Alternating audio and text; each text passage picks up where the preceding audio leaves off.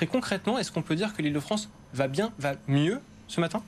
Écoutez, la région Île-de-France, en tout cas, a bien résisté à la crise que nous venons de vivre. On rentre dans une autre période d'incertitude avec la guerre en Ukraine. Mais en tout cas, par rapport à la crise Covid, on a quand même réussi à battre des records d'implantation d'investissements internationaux.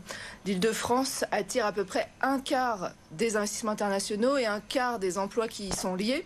Donc on reste la première région économique d'Europe très attractive. Comment l'expliquer ? Bon, c'est plutôt une bonne nouvelle pour l'Île-de-France, mais comment expliquer que l'Île-de-France a plutôt bien tenu lorsqu'on sait que d'autres grandes villes, en tout cas d'autres capitales, ont peut-être un peu tiré la langue à la suite de la situation sanitaire ?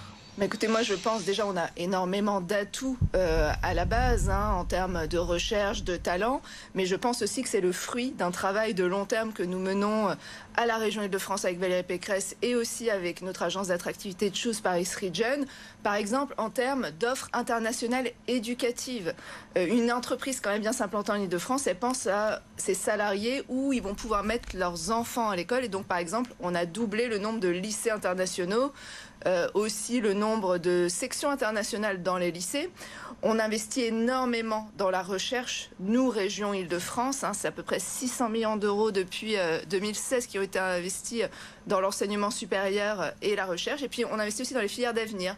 Je pense notamment au quantique, à l'intelligence artificielle, et donc tout cela fait une région très attractive. Est-ce qu'on est dans le haut du panier finalement en Europe ? Est-ce que les entreprises vont choisir l'Île-de-France plutôt qu'une ville plutôt à Bruxelles où il y a toutes les institutions européennes par exemple ? Oui, parce que on coche toutes les cases, j'ai envie de dire. On coche la case des talents, avec des grandes écoles, des grandes universités, une école mathématique française qui est majoritairement implantée en Île-de-France. Aussi un écosystème de recherche. On est la première région en termes de dépenses en R&D d'Europe. Et donc tout cela crée un écosystème en termes de santé dans des secteurs particuliers, santé, quantique, intelligence artificielle que je citais à l'instant.